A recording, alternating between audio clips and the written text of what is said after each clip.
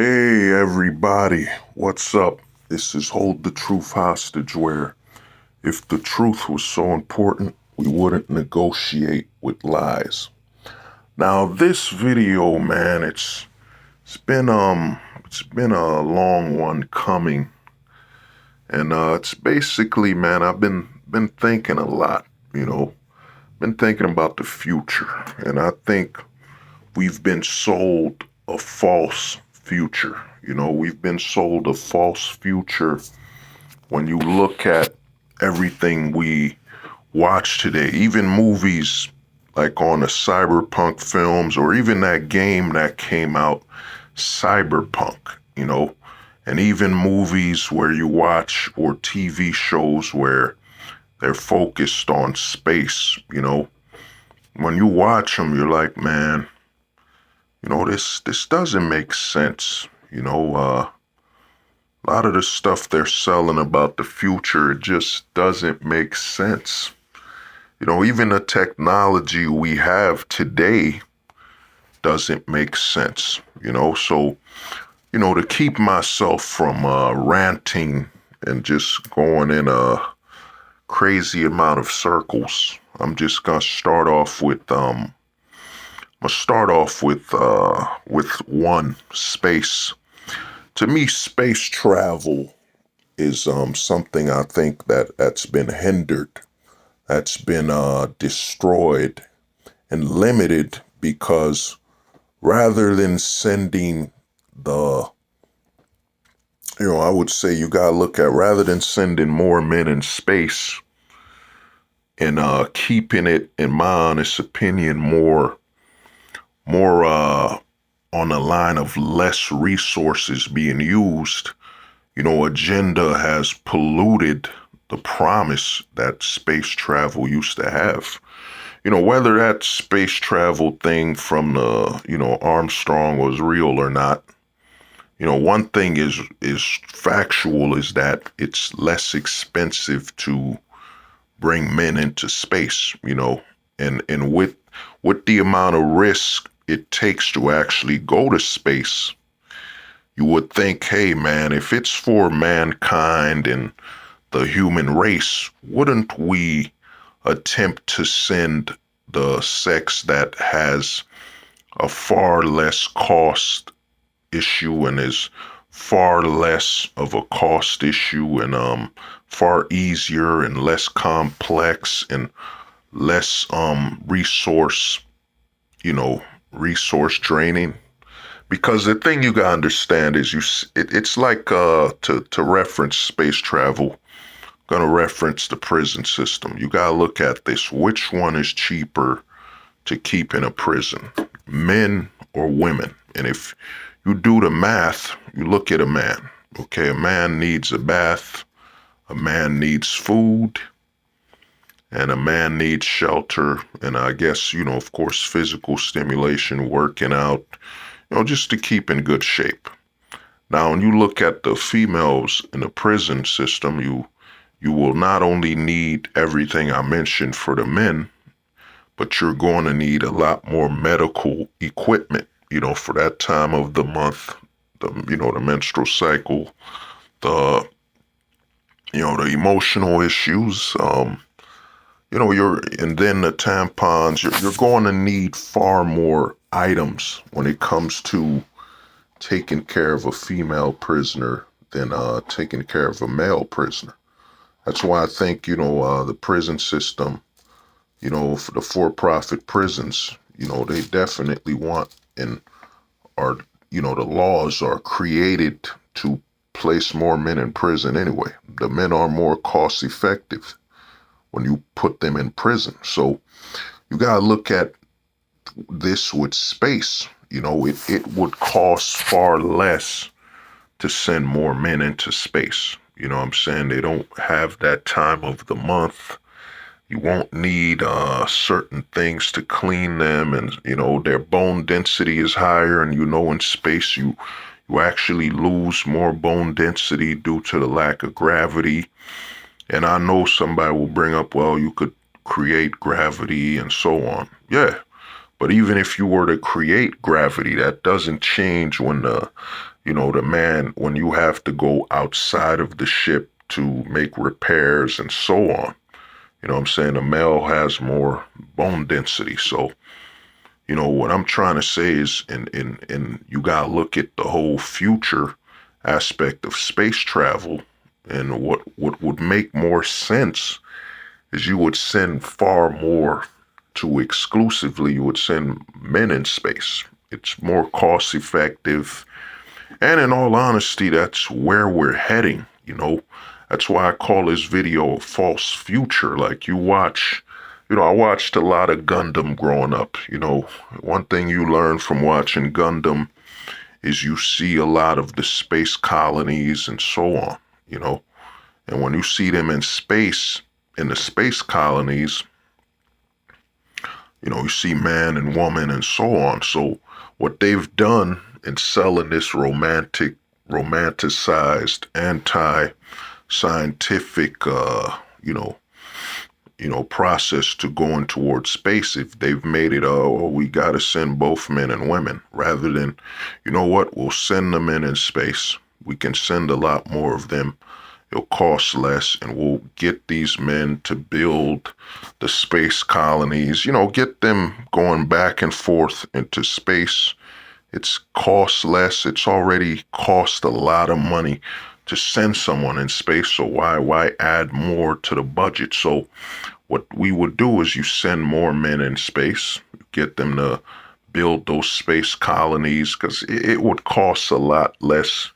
I was talking to a guy on a stream, shout out to MD, shout out to Black Pill Dictionary, shout out to Black Pill Truth, nice channels I've been talking to. So, we were talking, I don't want to misplace their quotes, but we were talking about space, and, you come to the realization that, man, space, you're spending far more money, and that's the whole purpose of the whole agenda thing when they try to sell this fallacy that of a false equality between both sexes, when in actuality that whole equality narrative is actually to disrespect what women bring to the table.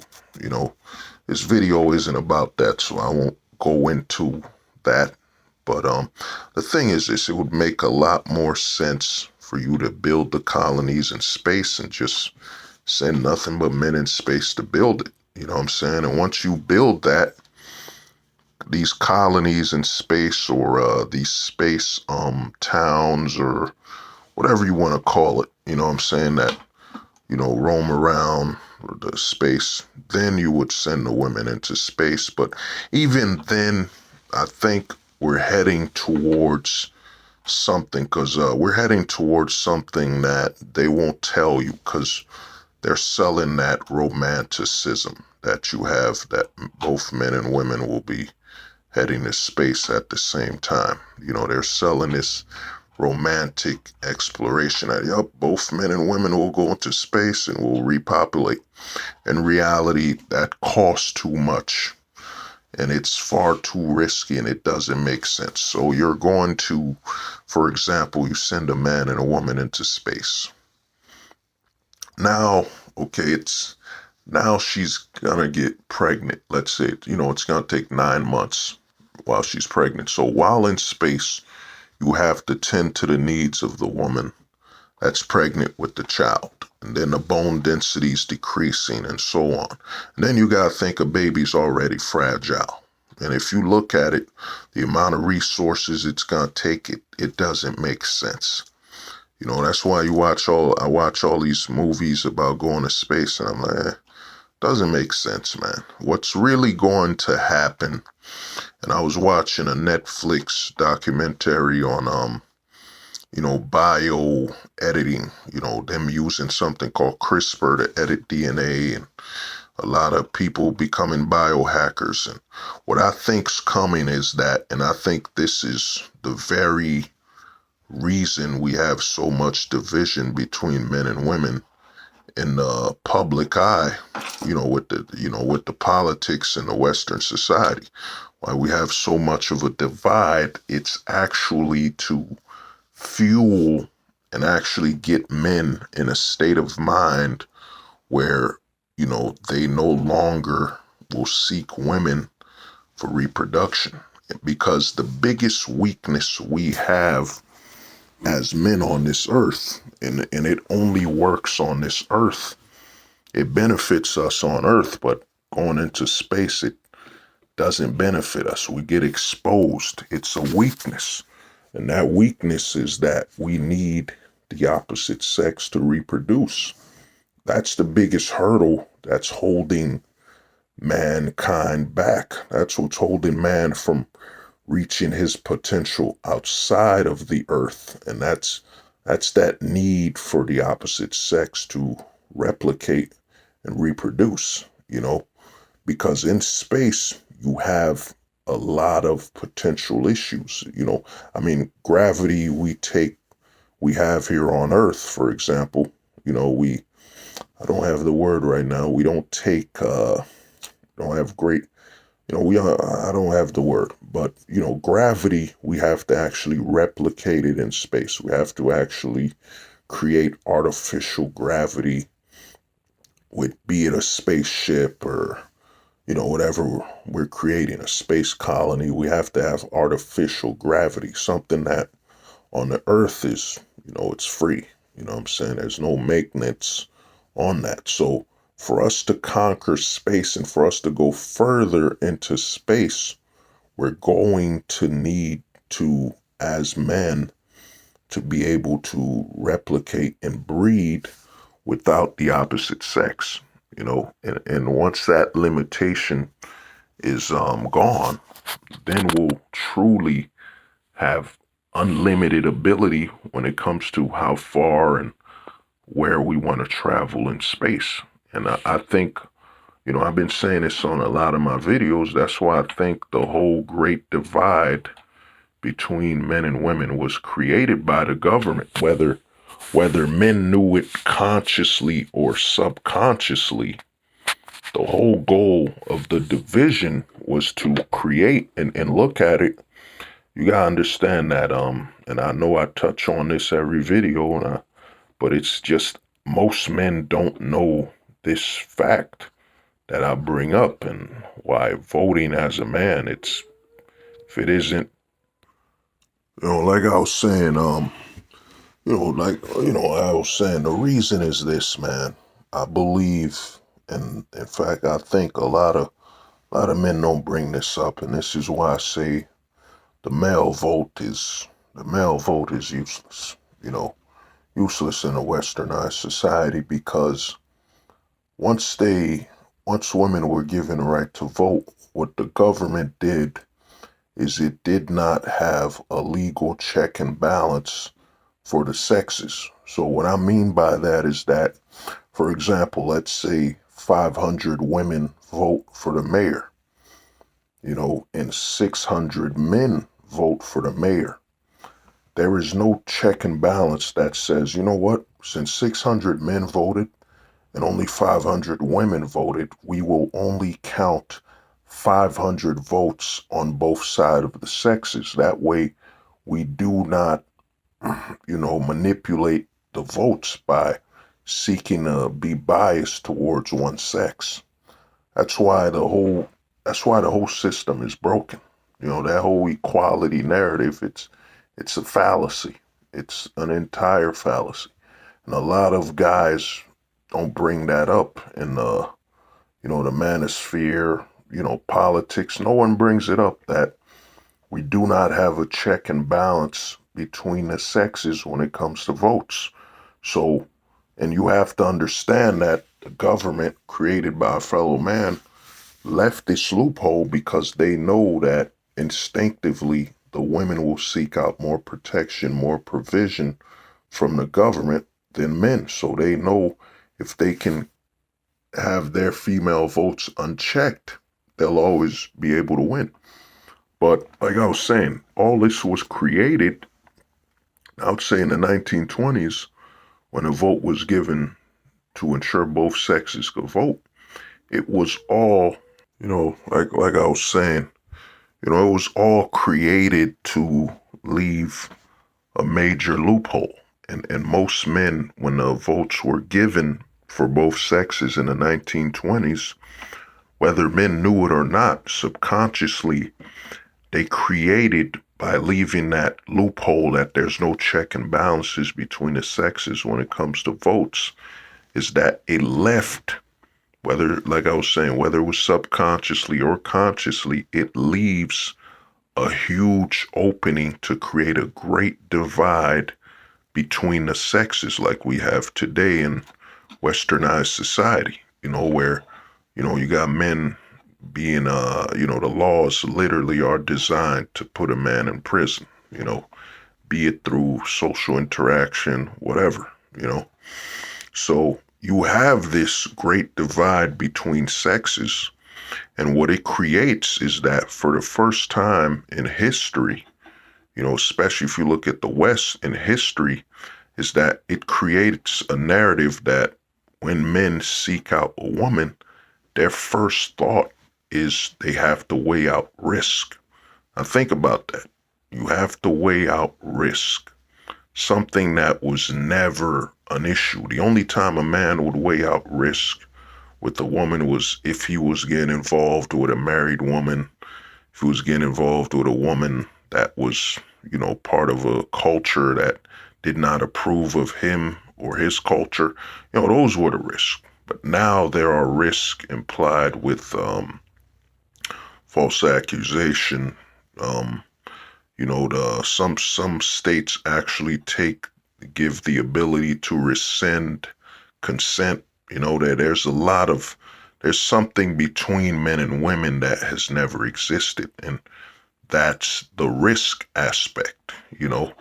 This risk aspect, of course, was set up, if you look at it, with Section 8, when the government,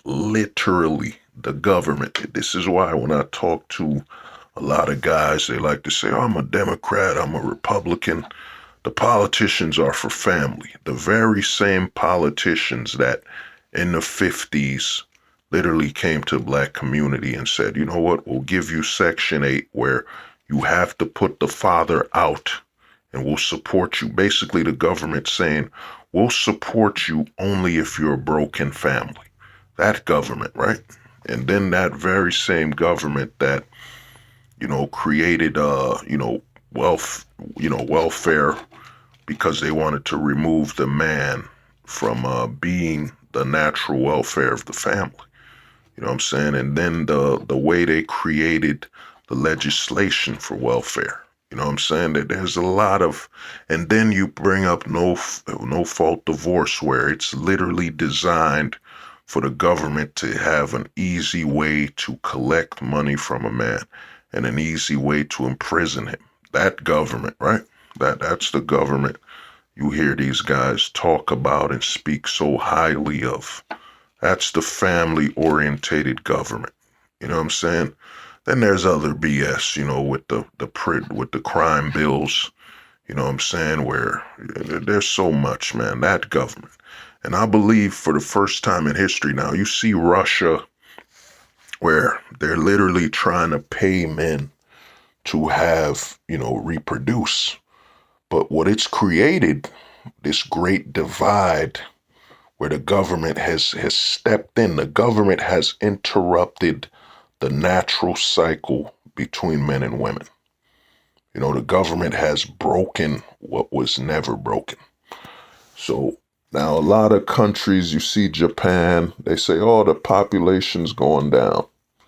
Russia, the population's going down. People are even saying, oh, Japan's going to go extinct, in a couple years due to the lack of their population growth. Well, here's the thing with that. Yes, by natural means, of course, by natural means, it could go out of the window, but you have more men, more focused on their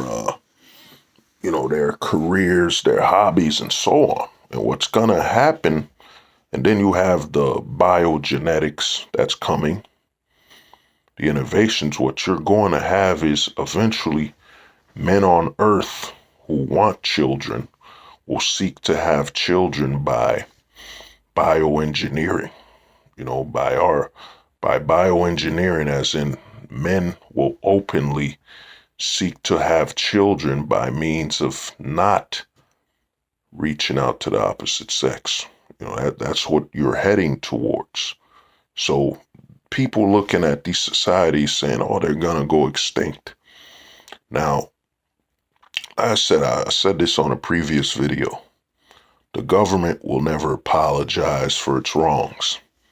Oh, they won't. They won't even change the laws to benefit their nation because they're the ones who created it to benefit themselves, even if it's to literally break the natural order between man and women.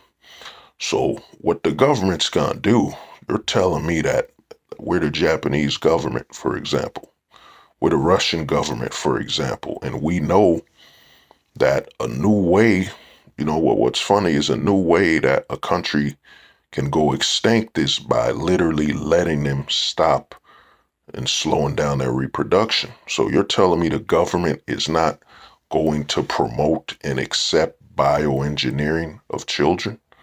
You know what I'm saying? You think the government will not hire men to basically raise these bioengineered children? You think the government that overproduces weapons and all that will not eventually seek to produce their own population, produce their own citizens through bioengineering means? Come on. That's why a lot of people, when they speak about, oh, Japan's gonna go extinct. No, what's gonna happen is the tradition between men and women creating children, bringing children into this world will go extinct. Now, you have in a society we live in that's so pro, that's so pro narcissistic and so much about trends, fashion, and, ultra consumerism, especially when it comes to women, how they just feed them on looks to the point where a woman wears a makeup from sun up to sundown, to cover up and appear a certain, artificial look. And what you're going to have is that these women, how are you going to keep your figure? Having children is going to be a danger to your figure, your image on Instagram, TikTok, and your body image. You know what I'm saying? So what's going to be the best process? Now, I know some guys are saying, well, what about, they have surrogates, but surrogates, it's a baby being born through another woman, and that jealousy, that's not her child. So what's going to happen? And then some of the genetics from that woman could be in that child, you know what I'm saying? So maybe I might be off on that part, but it's too much where, she puts another woman her child in another woman. So what's going to happen is they're going to market bioengineered children as a way that women can keep their figure, so you could have a child and not damage your figure at all, your body at all. And you could freeze your eggs and you could literally have a bioengineered child. And here's the thing, you won't even need eggs. You'll just need your DNA to create these, children be it from a stem cell and so on. And then you have a society that openly promotes, single motherhood as the right thing to do, bringing a child into this world without balance as the right thing to do. So now, how do you get the best of both worlds? If, you're a woman, you seek to be proudly a single mother. Well, you have a bioengineered child. You get to have a child without the issues of damaging your body, with the ability to still appeal to a man, still appeal to your OnlyFans, still appeal to all those you want to appeal to. So the bioengineered child will be the future. And as for men that want to have kids without the fear of, the state's involvement, they're gonna want to have bioengineered children, and you're gonna see it come from, odds are I'd say Japan, Russia, some countries that are struggling with their population because a new art of war, what is it? I think his name was Shen Tzu's Art of War. The best way to win a war is not to fight at all. And what's happening is this is happening to other countries. The best way to win a war is to not fight at all. And you see other countries literally, their populations are declining. They're going down the gutter to the point where they can't replace themselves. What happens to a country when they can no longer replace themselves? That country just dies. You know what I'm saying? You become just barren land when you have no population. For example, picture Japan and Russia without any citizens at all. It just becomes a large mass of land. So those countries that can repopulate, they just sit it out and watch. Just watch as they can no longer reproduce. And that whole thing about, oh man, you could just bring foreigners, but the foreigners bring their own culture. And then they bring in that risk of, they bring the mentality of their country. So, for example, let's say you're Russia and you allow, let's say the majority of people you allow in your country are coming from a more fertile country. Let's say the more fertile country is, let's just say the more fertile country is Brazil. A lot of Brazilians come into Russia. Let's just say that. Now, you in Russia, now you have your population voting more towards Brazilian values. So basically, inside of your country, you basically have a Brazil, an internal Brazil, that people are voting more aligned to Brazil. So a lot of countries are going to remove that way of thinking where, oh, let's just bring in some foreigners. But these foreigners, you could even look up certain countries like the UK,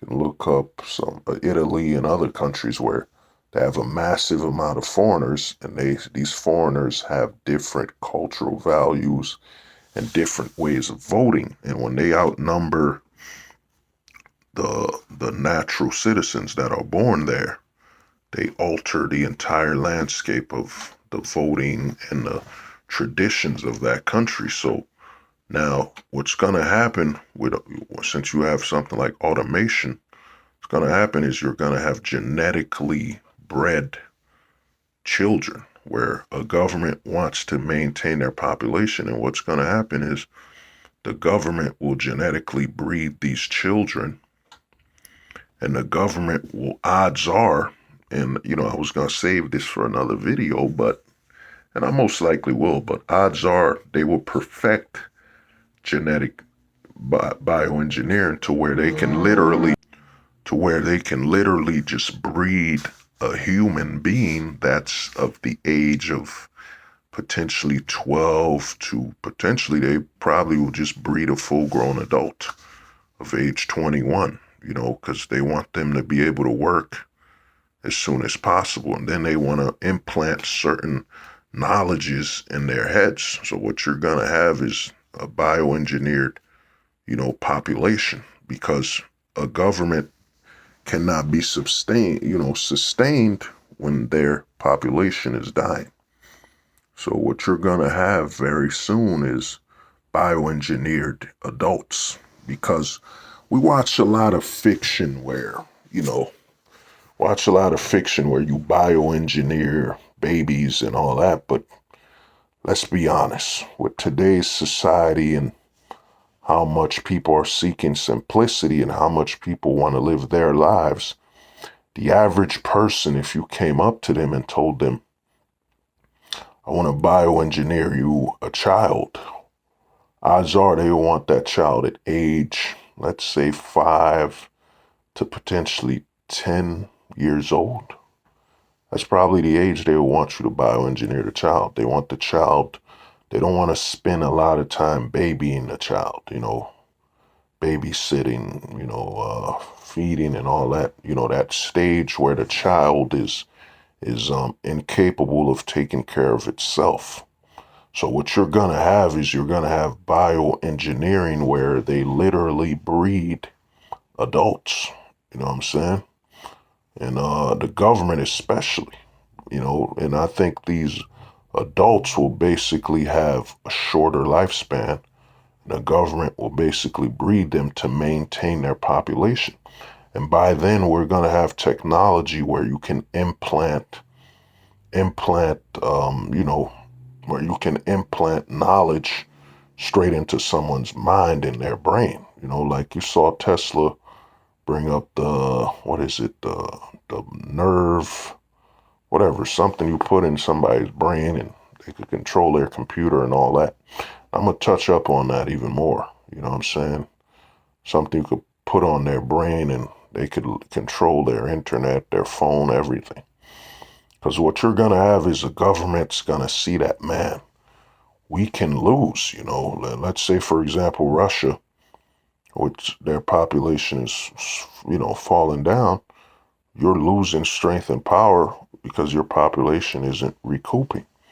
And what's going to happen is the government's going to create these jobs. If they can't implant what they need in the people's brain, they're going to start paying the citizens that exist to babysit or watch the children they bioengineer if they can't bioengineer adults as soon as possible. So they'll most likely have population camps, where they breed their citizens, install the way they want them to think and have them, raised up and all that, I'll do another video. I don't want to get too far, but what's going to happen is this, man. In space, for man to conquer space or, head towards space, man needs to remove his ultimate weakness.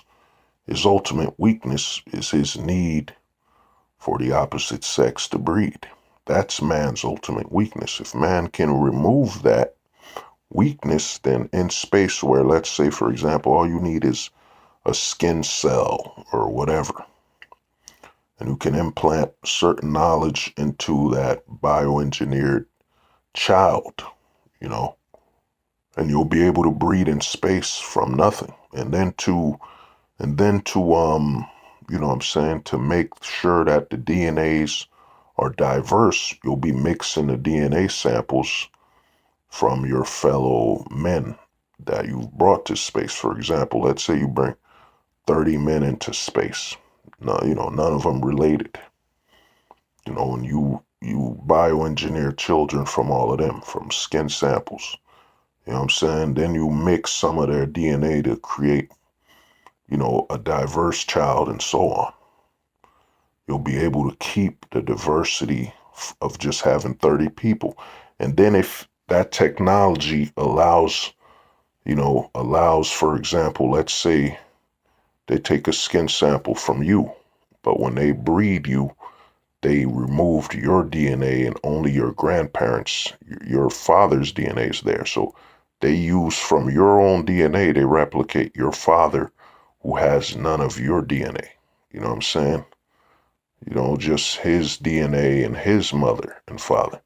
So there's going to be ways to reverse engineer that bioengineering of a child, and that's how we'll conquer space. That's why I'm like, when you watch these movies about space, where you have a man and a woman still having children in space, it's backwards.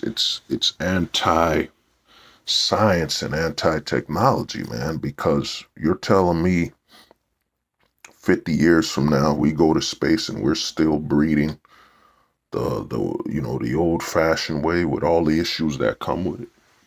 I doubt that, So I think that's what's gonna happen when we conquer space. We'll remove the need for us to have interaction with the opposite sex to actually, breed and bring a child into this world. So, that's what's going to happen. And, my next thought my second thought is, about the false future is that when you watch or play games in a cyberpunk atmosphere, when you watch something that takes place in a cyberpunk section, it doesn't make sense. Like if you watch Blade Runner, you watch Alita Battle Angel, you watch, you're playing that broken ass game Cyberpunk, Cyberpunk 2077. Those games don't make sense. You know, those games as a representation of the future don't make any sense at all. Because you're telling me in the future, we're going to we're going to need all these metal arms, cybernetic body parts to open a TV, drive a car, control a remote TV, wireless TV, and all that stuff. It's BS. It doesn't make sense. Where do you get all that metal? You know what I'm saying? Where do you get all that metal to implant all these people? Give all these people implants. It's stupid. You know what I'm saying? It doesn't make sense. So you're telling me you're gonna have, let's say, a population of 1,000,000 people. They're all gonna be walking around with metal all over their body. Where do we get all this metal? That doesn't make sense.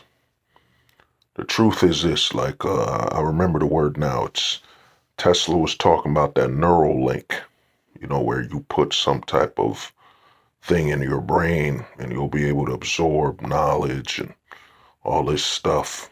To me, I don't think it'll completely be useful until we have quantum computing to where you can have a quantum computer send a quantum signal to, for example, your phone that's not a quantum computer and display what that quantum computer has. Because to me, if you have a Neuralink, you're going to need a way to, absorb knowledge besides zeros and ones. You know what I'm saying? Because to me, what's coming is that we're going to have a situation where, and this is why I say the old cyberpunk thing, where you see all these people walking around with all this metal technology doesn't make any sense. Is that where the hell do you get all this metal? You know what I'm saying? Where do you get all this metal for these body parts? What we're really heading towards is, I think, a organic punk. You know what I'm saying?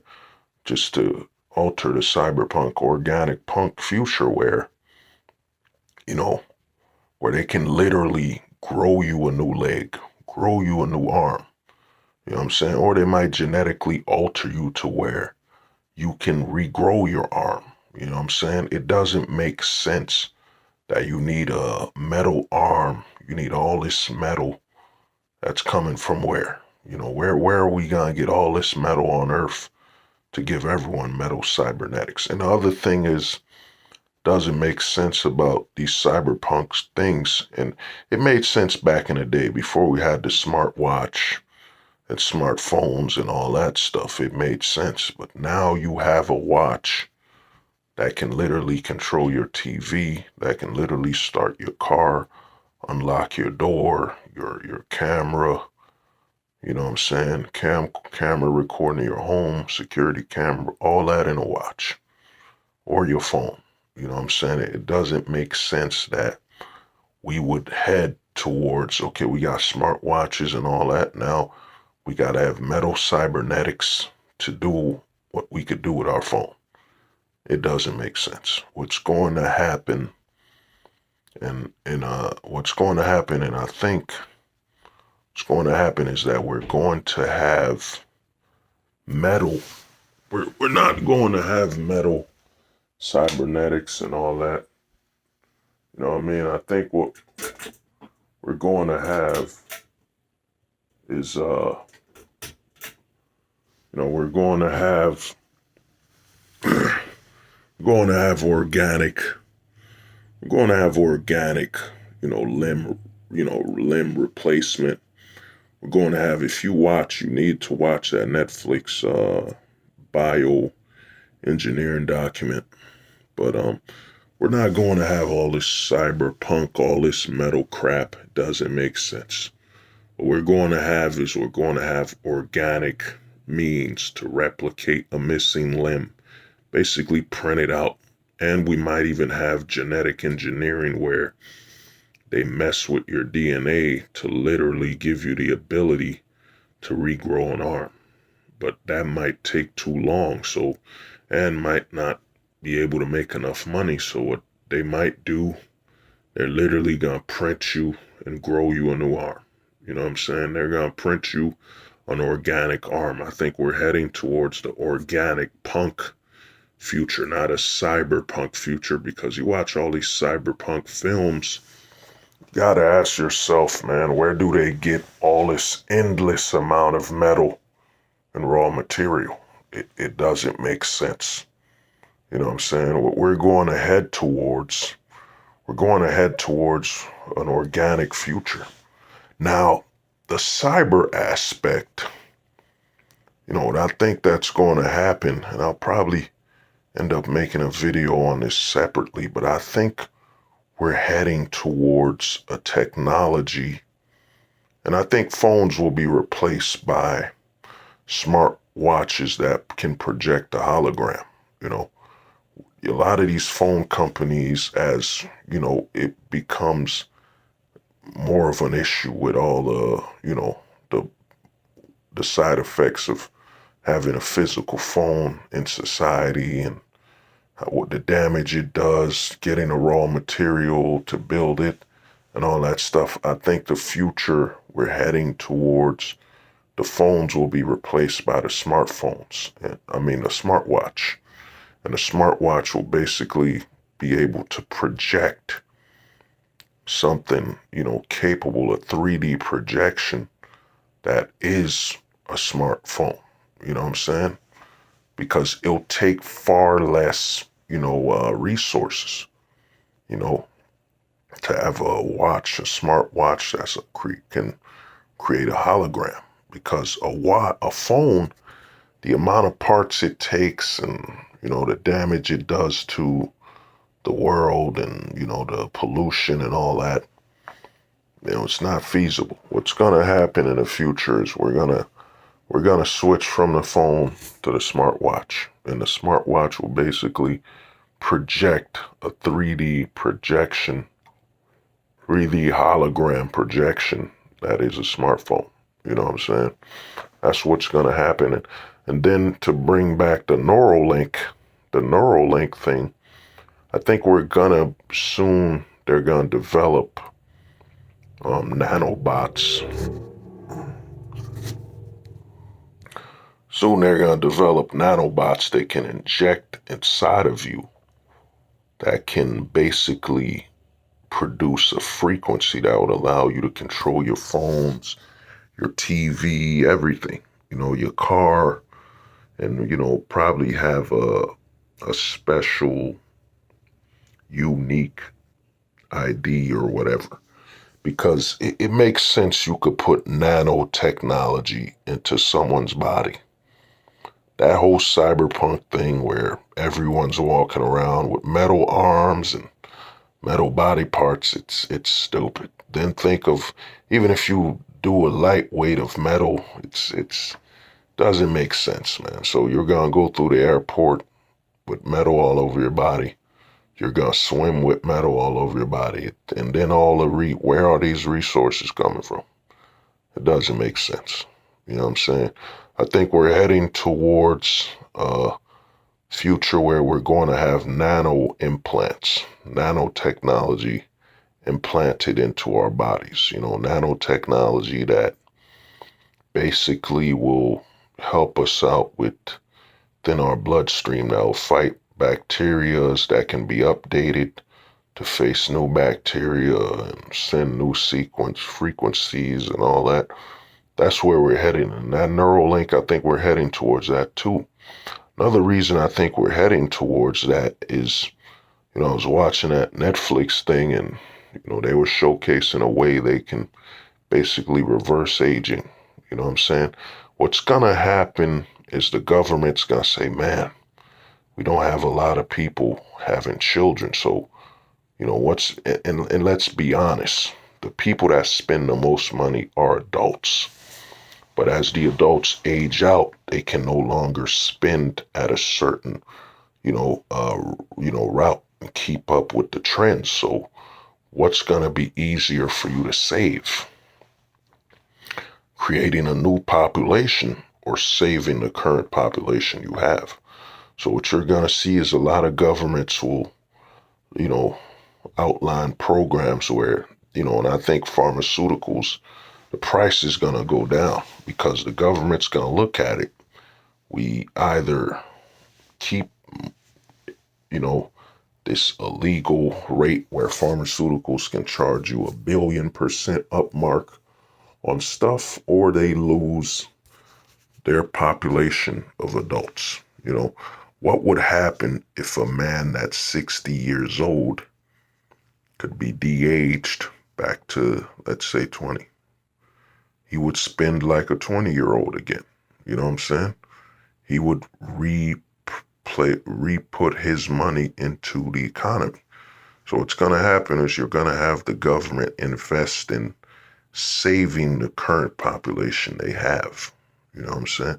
Because a man at 60 only spends the way he spends because of his age and, the frailty of his body.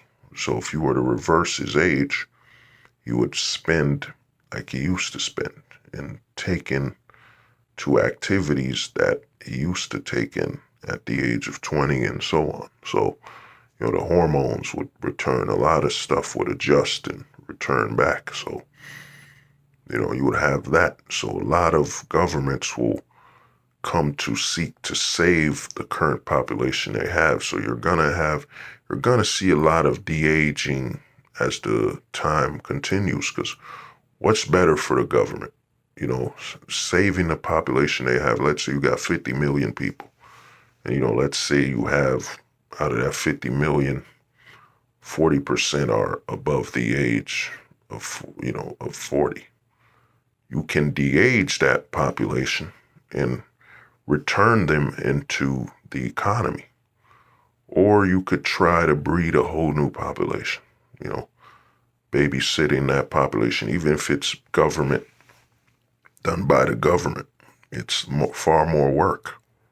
And the time you're spending raising these new children, these government-bred children, is time that the de-aged population could have been spending money and reinvesting into the consumer economics, so to me, man, that whole cyberpunk stuff, it doesn't make sense. We're not going to have everyone walking around with metal bones, and why have all that when you can genetically modify people to strengthen them, make them faster, live longer and all that? It costs far less to do that than, hey, let's give everyone new prosthetics. That's stupid. You know what I mean? So you're going to have more organic prosthetics. Like someone loses an arm, they get a new arm, new organically grown or organically printed arm. That just gets reattached with their nerves and all that stuff. You know what I'm saying? That's what's going to happen, you know? But that whole cyberpunk stuff, nah, I don't see that happening. Or you need all that metal in your body to control a TV, and it's stupid.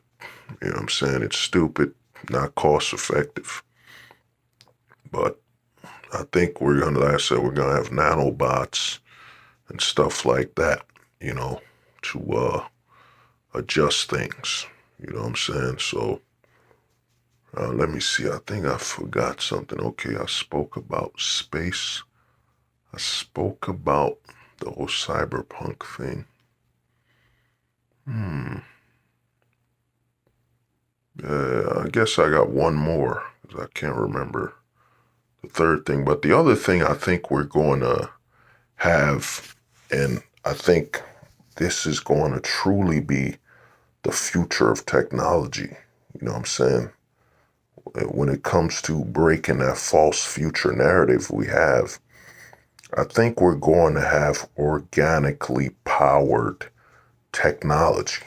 You know, the problem you have with the current technology we have is, your smartphone, your smartwatch, all that stuff we have right now.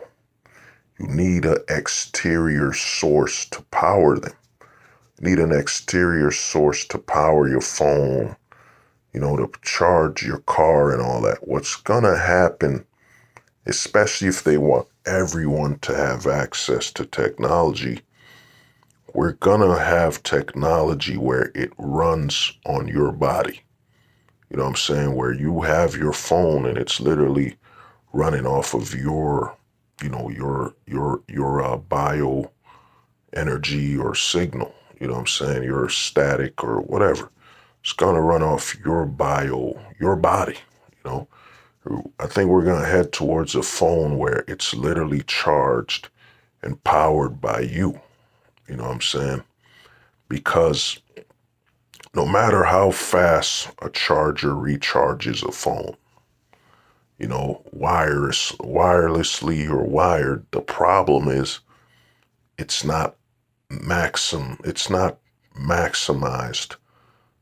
simplicity, convenience, you know what I'm saying? Because you still need a charger. You still need a charger to charge that phone. And what's going to happen is we're going to head towards, technology that runs off of your biosignature, like a phone you just hold and it literally runs. Maybe it'll run off solar energy. It'll run off your own energy. And another thing that's coming, this is why I said we're going to literally have, I think the smartwatch will take over the phone's place and project a 3D image, a 3D hologram. And that smartwatch will be powered by your own biosignature. And the sun is that it costs too much to make a phone, man. It costs too much to get all these parts. And the other thing is, Apple and all these companies want everyone to be able to buy their phones. You know what I'm saying?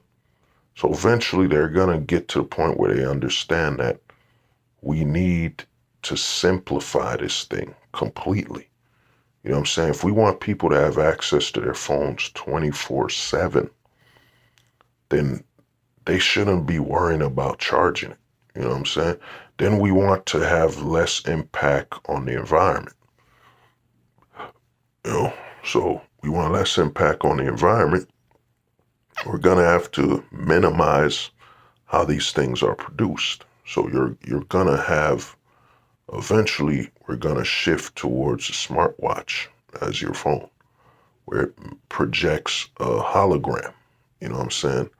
That makes far more sense than this large, bulky phone that I'm filming this video with, that needs all these parts that are, be it ethically or unethically, taken from other countries and all that. And then other countries can't have the same access. But these companies are going to come to the realization that we want everyone to have access to our technology. So we're going to have to minimize and absolutely make it convenient and simplistic to make it, because what's going to happen is you're going to have holograms coming because you want everyone to have these phones, and then you're going to eliminate the need to recharge it. Right now, a lot of these phone companies are looking at it as accessories. You get a charger, but it gets in the way. It don't matter if it takes 1 minute to recharge my phone to 100. I still need a charger. I still need a wire. I still need a location to plug that thing to charge it, wirelessly or wired. That's inconvenient. Let's say I'm taking a trip in Alaska or wherever, where it's not easy to find a location to charge it. You know what I'm saying? And solar energy and stuff like that, even if you have that, that's not as useful as you using your biosignature. You know what I'm saying? So I think we're going to head towards technology where it uses your biosignature to fuel it and keep it working, because it's far more convenient and far more accessible to the majority, if not the entire planet. Because the current technology we have is external, you know what I'm saying? And it's external and non-organic, you know what I'm saying? Because I think we're heading towards organic technology, where the technology literally is fueled by you. You know what I'm saying? That makes the most amount of sense for you to be able to have access to the technology 24/7. No need to charge it when you're the charger. You know, that's one part of the matrix you look at where that makes sense. They were using the humans as a charger. You know what I'm saying? Their bioenergy as the charger. And that makes a lot more sense when you think about it. You know, the technology, you just feed them or whatever. That makes more sense now. If me and you can literally charge our phone with our biosignature, it will be far more convenient for us than to plug it into a wall or a socket. That's inconvenient because if you can't find one, then what you're gonna do? And even eventually phones will move towards solar energy where they can charge with, you know what I'm saying? You could charge your phone with like a solar battery or whatever, solar panel, advanced solar panel technology. Because a lot of these companies are going to realize we need you to have access to your phone 24/7. If you have access to your phone 24/7, then we can sell ad space to our advertisement and agencies 24/7. We never have to worry about you losing access to your phone. So we're going to have bio powered technology, where it's not outside of your biosignature. You know what I mean? You won't need to plug it in some socket and all that BS. You're just going to hold it and it's going to work. That's where we're heading. We're heading towards that future, because I think biotechnology is coming. And when biotechnology comes in, everyone will have access to technology. The current process they're doing, this whole non-bio powered technology, it's limiting. You know what I mean? Its limit is that it's not powered by you organically. You know what I mean? So you won't be able to have everyone in the world have access to a phone because you're going to keep needing to dig up, recycle. You know what I'm saying? There's a certain amount of gold and even if they create new powered things, whatever, you're going to run out. You won't have enough for everyone. You know what I'm saying? Let's say you want everyone in the tropical jungle to have a phone. You know what I'm saying? You're not going to, it doesn't make sense that you're going to try to provide electricity to charge all those phones. What would make more sense is those people are there. If their biosignature could power the phone, you wouldn't have to worry about electrical towers and all that BS. You know what I'm saying? So that's what's coming. I think we're going to have bio dependent technology. That's going to truly be the future. Technology that's, you know what I'm saying, consumer technology such as your phone. I even think TVs are going to become holographic because they'll save more space, utilize far less resources than, all this glass and all this tech. It's going to become holographic. You know what I'm saying? A holographic projector. And, the price will be based on how powerful and how clear the projector can be, the hologram projector, you know. Will it be a projector that can project the TV at 80 inches, you know, 80 inches, an 80-inch hologram of a TV that's clear and extremely fast, you know, lifelike images, so I think that's what's coming. We're going to have a lot more bio-powered technology. And, like I said, a lot of things is coming, man. And even the human body, like I said, is going to alter. But this has been hold the truth hostage, where if the truth was so important, we wouldn't negotiate with lies. Peace. All right, man. I think I covered everything. If I didn't, I'll eventually make another video.